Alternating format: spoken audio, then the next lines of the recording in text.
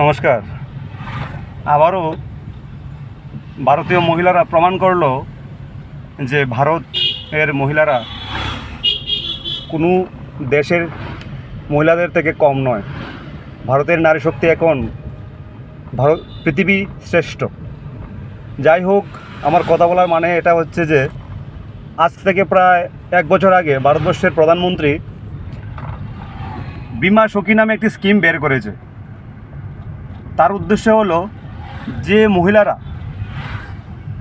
পড়াশোনার পর কিছু একটা করতে চায়, তাদের পড়াশোনা শেষ করে মাধ্যমিক, উচ্চ মাধ্যমিক, গ্র্যাজুয়েশন কমপ্লিট করে কিছু করার যদি কোনো মহিলাদের ইচ্ছা থাকে যে আমি নিজের পায়ে কিছু একটা করব, তাহলে তারা ইন্স্যুরেন্স পেশায় যুক্ত হতে পারে।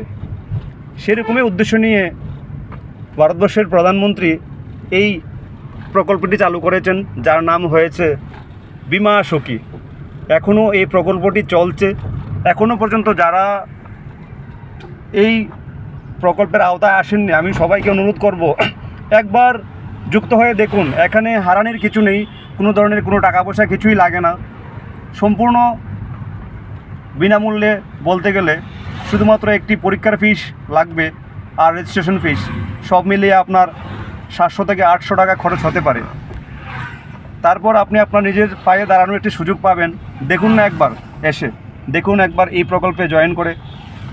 সবাইকে ধন্যবাদ। প্রকল্পটির নাম হলো বীমা সখী। ভারতীয় জীবন বীমা নিগমের আওতায় এই প্রকল্পটি নিয়োগ হচ্ছে। একমাত্র মহিলারাই এই প্রকল্পের আওতায় আসতে পারে। নমস্কার।